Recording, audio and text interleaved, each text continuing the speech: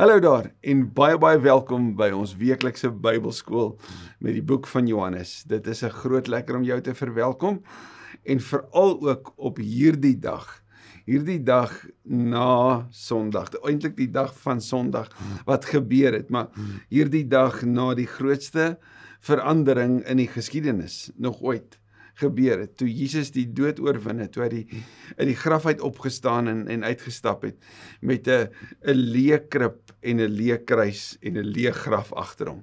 Die Here leef. Die vroeë Christene het mekaar gegroet met die woorde, Christos anesti, en dan sou dit geantwoord word, Amen, alithos anesti. Anders gesê, die Here het opgestaan, en dan Amen, hy het waarlik opgestaan, en dan sou hulle vir mekaar gesê het, Maranatha, wat beteken, hy kom weer. So mag jy dit vandag ook beleef. As jy dalk by ons inskakels vandag vir die eerste keer, jy soek dalk na Johannes 20 en jy toevallig hierop afgekom. Ons bid so dat jy ook vandag sal beleef dat die lig van die evangelie helder skyn, ook in jou lewe, ook in jou storie. Verlede week het ons die intense oomblikke beleef van Jesus wat in linne toegedraai word en deur Nikodemus en Josef van Arimatea in 'n nuwe graf, in 'n tuingraf geberre word. Ons het vir mekaar gesê dat wanneer Jesus homself oorgee in die hande van die mens, dan draai hulle hom in doeke toe en sit hom in 'n krib. Hulle draai hom in doeke toe en sit hom in 'n graf. Maar die Here wat die klere van ons mensdom kom dra het, is die Here wat oorwin en dis waaroor vandag gaan. Mag die Here se lig ook helder skyn met hierdie pragtige teks wat ons vandag ook gaan lees. Kom ons bid saam. Vader, dit is 'n groot voorreg om in hierdie dag te kom erken, U is die Here van ewige rus. U het rus gebring net voor die Sabbat, Here Jesus, toe U gesê dit is volbring. Die prys is betaal. En nie net kon die Sabbat aanbreek nie, maar die ewige Sabbat. Die tyd van rus by God, die tyd van nie hoef te werk om verlossing te kry nie. Nie pogings hoef te doen om te bepaal of ek goed genoeg of nie is nie. Hierdie lewe wat ons so probeer leef uit ons eie pogings en elke keer vir ons terugbring by 'n plek, Here, ek kan nie, maar U kan. Kom doen dit asseblief ook vandag. Dankie vir hierdie wonderlike, bitter spesiale gedeelte in die Johannes Evangelie, waarby ons nou kan stil staan. Ek bid so dat die wonder van daai oggend, van daai vroeë oggend, van die gebeure en die emosies, ja, die klanke en die reuke, die ervarings wat die eerste getuies gehad het, dat dit in ons harte kom lê. Dankie Here dat ons dit kan bid in afhanklikheid van U. U is die lewende Here. Kom skyn ook U lig asseblief in ons lewe. Ek bid dit in Jesus se naam. Amen. Net voordat ons kyk na hierdie teks, kortom verwysing. Op hierdie platform kan jy gaan kyk na een van die gelowiges wat 'n YouTube kanaal het. Sy naam is Ruslan, Ruslan, en hy het nogal 'n baie merkwaardige gedeelte oor daai Shroud of Turin het hy gelewer. Wat 'n beskrywing is van die doek wat hulle mos nou sê 'n afdruk is van Jesus se gesig. Hoe dit ook al sê, die historiese bewyse van die datering daarvan is 'n gegewe, maar iets baie besonders wat ek onlangs raak gelees het, is dat daar gesê word dat dit lyk, as jy na die foto kyk, dan lyk dit soos 'n negatief. Nou 'n negatief impliseer dat daar het lig geskyn.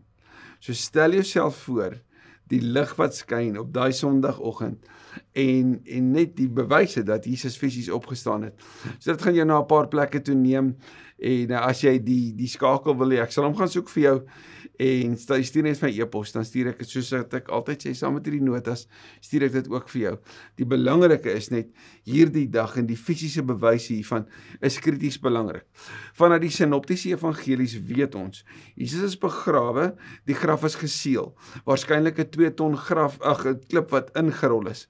Maar as jy 'n bietjie net laat dink oor Lukas 19, waar Jesus net voordat hy by Jerusalem ingevaar het, op daai triomftog, toe hulle gesing het Hosanna, toe Jesus sê, toe die soldate sê oor hom, maak hulle stil.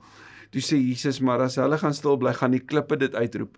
Nou as daar ooit 'n klip was, wie se stem ons sou wou hoor, sou dit die klip wees wat voor die graf ingerol is, nie waar nie?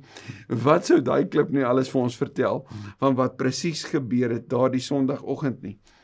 Volgens die opgrawings en die navorsers is die graf geseël geweest, wat beteken dat Pilatus het bepaalde seël laat aanbring, met ander woorde op die klip en dan rondom dit om seker te maak dat hierdie graf geseël bly, en hy het wagte gegee, sommige reken tot 12 wat dit sou oppas. Nou as jy 'n wag was en jy sou dit kon sien daar in Handelinge 16 en 'n gevangene sou ontsnap, dan sou jy jou lewe verloor het. En daarom 12 wagte wat hierdie graf oppas, het die kans gestaan om hulle lewe te verloor, sou daar iets gebeur het met hierdie oorledene wat begrawe is. Die belangrike was dat dit 'n opdrag was en dat dit 'n gegewe sou wees. Hoe dit ook al sê, dis Sondagoggend en ons sluit aan by Johannes vers 1. Die Sondagmôre vroeg, toe dit nog donker was.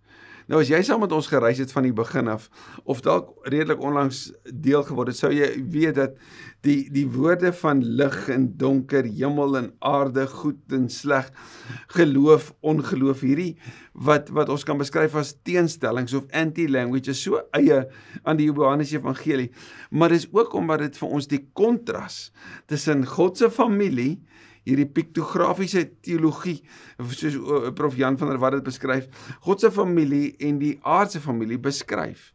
Net dat die God se familie is die familie van die lig. So wanneer Maria, toe dit donker is, gaan, is die mooi dat daar's 'n stuk simboliek hier agter. Want kyk, alles binne na binneste beskryf duister. Ek bedoel, haar Here is volgens haar dood. Saterdag die Sabbat kon sy nie gestap het nie. Sy kon nie beweeg het nie. So kan jy jouself indink hoe opgewonde was sy om die eerste geleentheid te gebruik om wel dan te kan gaan stap, want Sondag was die eerste dag van die week vir die Jode gewees. So maar die donker in haar hart, die donker in haar gemoed op pad na die graf toe. Sy's vroeg is sy na die graf toe. Toe kom Maria Magdalena by die graf. Het is interessant dat Johannes net na Maria verwys. Later gaan ons sien dat daar meer as net sy was, maar Johannes se fokus was op haar, want sy word ook gestuur as die eerste sendeling, die eerste een wat moes gaan vertel, die eerste boodskapper. Sy is die eerste getuie volgens die Johannes Evangelie. En wat maak haar so merkwaardig? Wel, sy is Maria van Magdala, Maria met 'n baie donker verlede, Maria met baie spesiale trane, wat op Jesus se voete huil en dit dan afdroog met haar hare. Hierdie vrou wat skaamteloos haar liefde vir Jesus uitgeleef het, is op pad graf toe. Toe sy daar kom, sien sy die klip van die graf, dat dit weggerol is. So die eerste getuie is 'n vrou. Nou, wat dit ook so merkwaardig maak, is as jy gaan kyk na al die antieke geskiedskrywers, sou hulle vir jou sê dat 'n vrou se getuienis is nie eers werd in die openbare hof nie. Hoe sal jy dan nog 'n vrou inskryf as jy hierdie storie sou fabriseer? Enige iemand sou weet, jy sit nie 'n vrou in as eerste getuie nie. So hoekom sou Johannes dit doen? Want dis waar. Want dis waar. Dit sê ook die plek van hierdie getuienis en die krag daarvan daarachter vir jou, vir my vandag. Sy sien dat die klip weggerol is. Vers 2. Sy hardloop toe en gaan na Simon Petrus en na die ander disipel toe vir wie Jesus baie lief was. Nou hoekom hierdie twee belangrik was, ons sien daar uit Deuteronomium 19 dat die getuienis van 2 of meer bekragtig dat iets wel gebeur het. So sy hardloop na hulle toe. Ek dink dis die wonder, wanneer jy iets beleef wat jou lewe tref, kan jy dit nie vir jouself hou nie, nee. Jy wil dit dadelik deel. In vandag se wêreld sou dit waarskynlik meer via sosiale media of via die foon gedeel word. Jy sou iemand gebel het of hoe dit ook al sê. Sy hardloop want sy het nuus. Maar die twee manne wat sy na toe gaan, is die twee manne wat ook daar was Vrydag aand. Onthou jy? Donderdag aand, toe Jesus gevange was. Hulle was daar, Johannes was daar gewees by die kruis. Toe hy gehoor het, hy gaan nou na Jesus se moeder kyk. Sy gaan nou by hom aan huis wees. Maar sy kom by hulle uit en sy sê toe vir hulle, hulle het die Here uit die graf weggevat en ons weet nie waar hulle hom nou begrawe het nie. Baie interessant, sy het op afstand gesien, die klip is weggerol, die graf is leeg, dadelik omgedraai en gehardloop. Die ons weet nie, beteken daar was ander vroue by. Die Sinoptiese Evangelies beskryf ook hulle wat daar was. Maar sy is die eerste getuie. Maar hoor mooi haar versoek, ons weet nie waar hulle hom begrawe het nie. Wel, hierdie woorde kom verduidelik dat daar ook in Maria Magdalena se hart tot op hede geen verwagting was dat Jesus sou opstaan nie. Sy was in 'n staat of in 'n plek van donkerte, van verwarring, van nie verstaan nie. Die Bybel is so eerlik oor hierdie emosie wat ons as mense ook beleef. En so vra sy dit toe vir Simon en vir Johannes. Nou die interessante is, omdat vroue se getuienis nie gereken is as kredietwaardig nie, moet die manne gaan kyk. So hulle gaan nie die woorde van hierdie vrou vat nie. Nee, hulle wil self sien. Petrus en die ander disipel, wat Johannes homself natuurlik nie beskryf, het toe uitgekom en na die graf toe gegaan. Die twee het saam begin hardloop. So hoor net hierdie kompetisie tussen hierdie twee, die wedywering tussen hierdie twee vroeë leiers ook van die kerk. Maar die ander disipel het vinniger as Petrus gehardloop en eerste by die graf gekom. So Johannes kom erken, ek het gewen. Wel, was Petrus dalk 'n bietjie ouer, was hy bietjie meer in senioriteit. Ons weet dat elke keer wanneer die lys van die disippels genoem word, word Petrus eerste genoem en Judas heel laaste. Hoe dit ook al sê, Johannes is eerste daar en Johannes word dan die eerste manlike getuie hiervan. Toe hy vooroor buig, sien hy die doeke lê, maar hy het nie ingegaan nie. Die Jode het geglo dat die graf 'n plek was wat onrein was. So Johannes hou binne die kultuur van sy dag, hou hy homself nog daar binne wetgebonde. Maar hy het ingekyk en die eerste getuie van die doeke was Johannes, die geliefde disipel. So hy het ingekyk en gesien, Jesus is nie daar nie.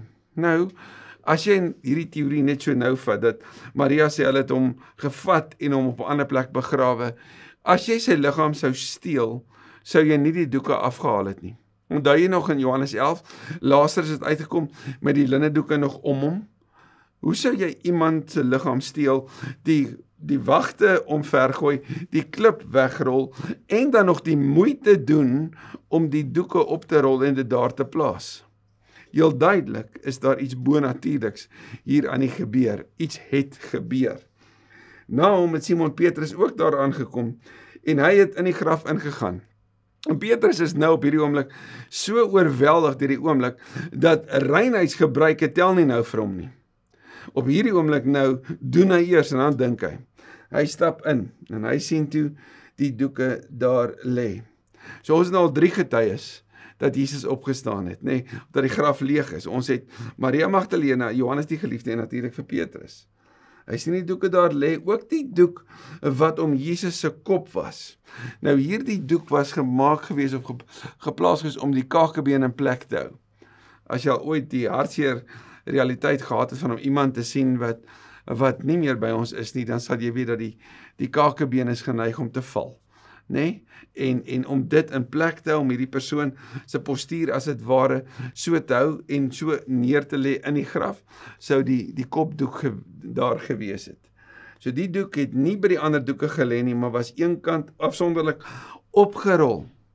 Nou, jy het seker al gehoor van die storie wat die mense vertel, dat in die Bybelse tyd, as jy by iemand gaan kuier het, en jy het oorgeslaap, en jy sou gaan, en nie weer terugkom die aand nie, dan sou jy die bed onopgemaak gelos het. Jy sou, waaronder jy ook al geslaap het, sou jy so gelos het, sodat dan natuurlik die linne kan was. Maar as jy sou terugkom, het jy dit mooi opgemaak. So daar is 'n stukkie simboliek hier agter. As jy die doeke sou oprol, dan kom sê maar kom weer. Dat daar selfs in die opstandingsgebeure, deur die oprol van hierdie doeke, iets was van 'n boodskap wat sê, Jesus het opgestaan en hy kom weer. Hoe dit ook al sê, die bewys van hierdie linnedoeke, beide die kopdoek en die res, wat daar by mekaar was 'n direkte beskrywing van die bewys van Jesus se opstanding. Dat hy daar was, maar dat hy nie meer daar is nie. Die graf is leeg, hy het opgestaan. Die doek het nie by die ander doeke gelê nie, was afsonderlik opgerol. Jesus het moeite gedoen.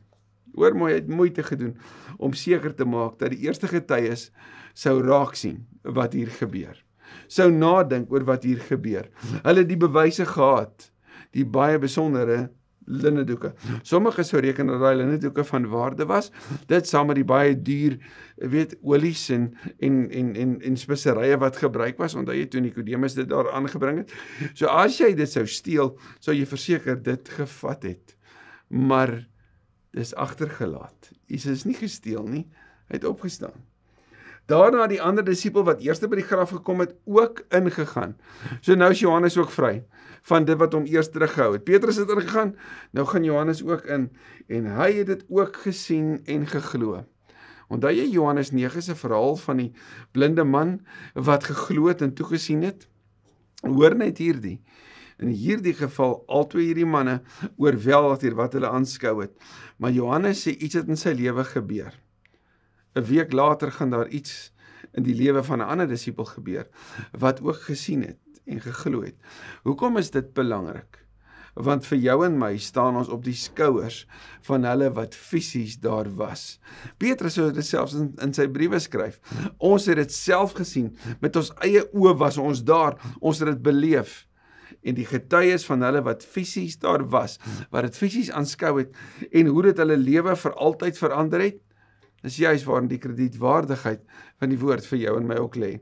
Dis nie 'n opgemaakte storie nie, dis 'n bewysbare feit dat Jesus opgestaan het. Hulle het nog nie die skrif verstaan dat Jesus uit die dood moes opstaan nie. Nou die vraag oor hierdie watter teks verwys Johannes hierna is bietjie onduidelik. Sommige reken dit kom uit Jesaja 53 uit, ander uit Psalm 16. Ander weer sal sê nee, dis Hosea 6 vers 2 wat sê dat na 2 dae gaan daar herstel gebeur, gaan die wonder gebeur. Hoe dit ook al sê, in die terugkyk beleef Johannes van Rey hierdie ook op skrif stel, dat hy onthou, hulle het nie verstaan nie, maar later sou hulle wel, dat Jesus uit die dood uit moes opstaan, soos Jesus dit ook vir hulle sou vertel in die loop van die volgende klomp dae voordat hy hemel toe is.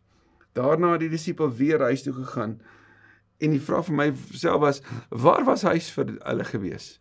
Wel, dit was die plek gewees waar die disipels bymekaar gekom het in hierdie tyd. Het hulle weggekruip? Ja, ons sal dit later ook sien, want hulle het vrees gehad veral vir die Joodse fariseërs, né? Veral vir hulle.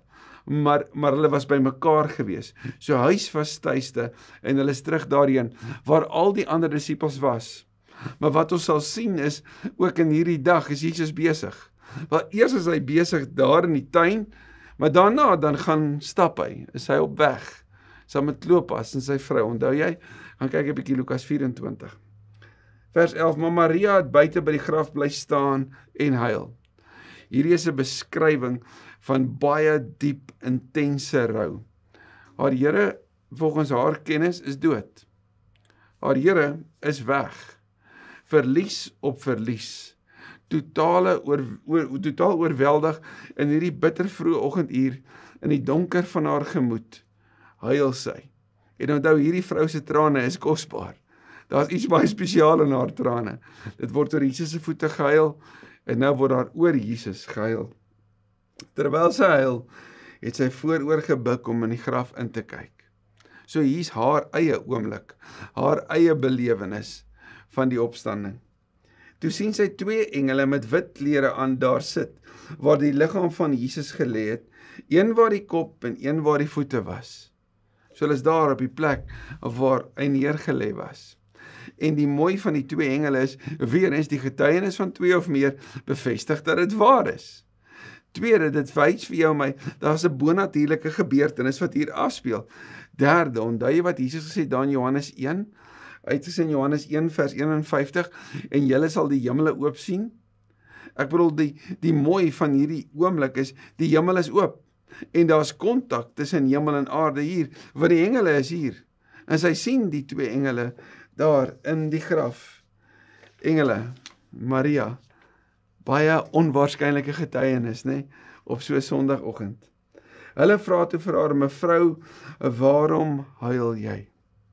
Hulle sien die hartseer, maar hulle die beste nuus ooit.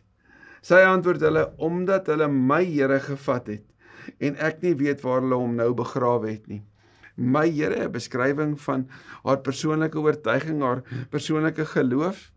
my Here is iets wat Thomas later, 'n week later, ook sou bely. Dis 'n baie persoonlike ding. Daarom as iemand sou sê, maar het jy 'n persoonlike verhouding met die Here, is dit gekoppel aan hierdie tipe woorde. Ken jy hom, soos wat sy hiervan praat? Hierdie diep liefde wat sy vir Jesus het, en hierdie diep hartseer, wat sy in hierdie tyd van rou het. Die Jode het 'n woord, hulle noem dit sitting Shiva.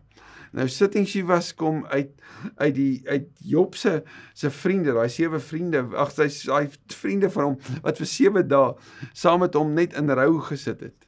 En dat daar hierdie gebruik was, dat wanneer iemand oorlede is, dan gaan jy 'n tyd van 7 dae van rou, van diep nadink en ja, van genesing gaan jy in, en saam met ander, om saam met jou dit te beleef. Wel, sy is in daai oomblik, sy beleef die rou.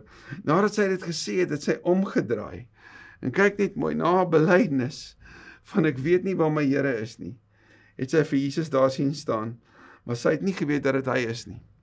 Net soos op daai selfde dag, wanneer Kleopas en sy vrou op pad was na hulle huis toe, né? En Jesus hulle daar kom kry, en saam met hulle uiteindelik ook ingaan, en hulle hom nie aanvanklik herken nie, want hulle het natuurlik nie verwag dat hy daar sou wees nie. Net so hier is Jesus saam met Maria, en in daai oggendure was dit dalk vroeë skemer gewees, het die son dalk begin uitkom, of was dit nog donker gewees, ons weet nie. Maar wat ons wel weet is dat sy het hom nie onmiddellik erken nie, want sy het ook nie onmiddellik verwag dat hy sou wees nie. Hy vra haar toe, mevrou, waarom huil jy? En vir wie soek jy? Net soos die engele, waarom huil jy? Waarom is jy so hartseer? Vir wie soek jy? Sy het gedink, dit is die tuinopsigter, en sy het vir hom gesê, meneer, as u hom weggevat het, onthou dit was in 'n tuingraf baie naby aan Golgotha, né? As u hom weggevat het, sê net vir my waar jy hom begrawe het, ek sal hom daar gaan haal. Hoor jy haar diep omgee? Sy wil net weet dat die liggaam van Jesus versorg is. So waar ook al is, sê vir my, ek sal hom gaan haal, ek sal hom terugbring. Ek sal dit op my neem, né? En hoor net hierdie ontsettende tere oomblik op daai Sondagoggend. Jesus het vir haar gesê, Maria. Die naam wat Jesus soveel keer in die verlede al sou genoem het. Ek het jou op jou naam geroep en jy's myne, sê Jesaja 43 vers 1.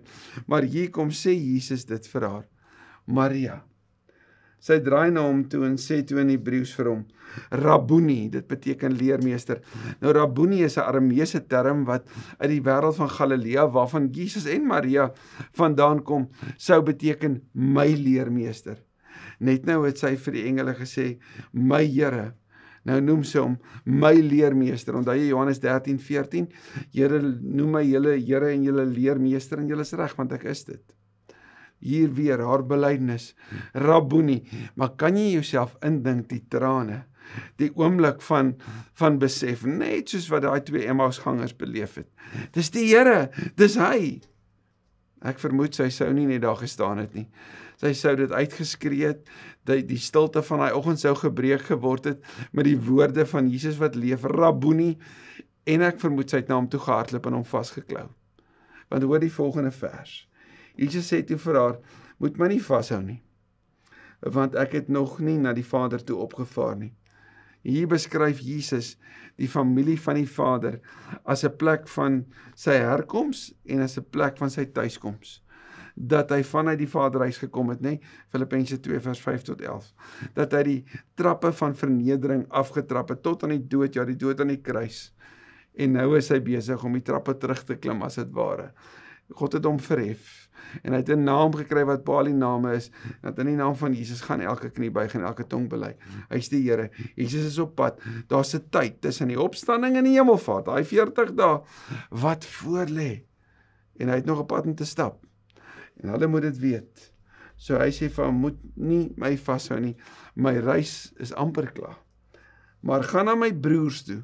Hoor nou my broers, dis familietaal. Jesus praat van my Vader, né? Eintlik noem hy nou die Vader, want dis die familie van God. Hierdie nuwe familie wat hy kom skep het, waarvan die Vader die een is wat versorg en voorsien, waarvan die lede van die familie, die kenmerke van die Vader leef, eie aan Hulle wêreld van daai tyd sou hulle dit verstaan. En Jesus sê, gaan na my broers toe en sê vir hulle, ek vaar op na my Vader toe, wat ook julle Vader is. Is so mooi. As jy hierdie koppel aan Johannes 17, Jesus se hoëpriesterlike gebed, dan sien jy hoe daai gebed se vervulling hier neerslag kry, en hoe Jesus oor hulle praat, hoe Jesus vir hulle versorg, en hoe Jesus hulle uitstuur. En hy gee vir Maria opdrag, gaan na hulle toe, so jy word gestuur met 'n boodskap, die boodskap is ek het opgestaan, dis die sending opdrag, sy word die eerste disipel wat gestuur is, die eerste sendeling as jy wil, en die eerste mense vir wie sy dit moet vertel, is vir mense wat tot geloof moet kom, vir die disipels, om te weet, hy leef. Ek vaar op na my Vader toe, wat ook julle Vader is, na my God toe, wat ook julle God is. Johannes 17 en nou, aan die einde van hierdie hoofstuk, is dit presies die woorde wat Thomas sou sê, my God, né? Maria Magdalena het toe vir die disipels gaan sê, ek het die Here gesien, en sy het ook vertel wat hy vir haar gesê het. Nou hoor net mooi die volgende aanhaling, wat ek gekry het, van Brian Bell, hy sê, Mary was changed from a mourner to a missionary when she met the living Lord. Jesus interrupts this precious moment by giving her a pressing errand to run. And run she does with the first Easter sermon. She had seen the Lord. Die eerste preek op daai pragtige Paasondag, die Here leef. Christos anesti. Amen. Alithos anesti. Maranatha. Hy kom weer.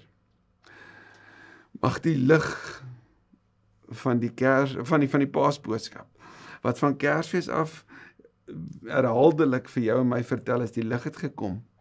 Maar nou sien ons die lig skyn in daai donker oggend in die lewe in van iemand wat vir altyd verander sou wees. Mag daai lig ook in jou lewe skyn. Mag jy weet dat die Here wat van krib tot kruis getrou was, is die Here wat deur die leë graf tot aan die einde toe die Here is. En dat hy weerkom. Maar dat ook vir jou en my is daar hierdie oomblik om te besef dat hy jou naam ken, en dat hy sy lig in jou lewe wil skyn. Hoe wonderlik is dit nie om te weet van die linnedoeke nie. Hoe wonderlik is dit nie om te weet van die verskillende getuies nie.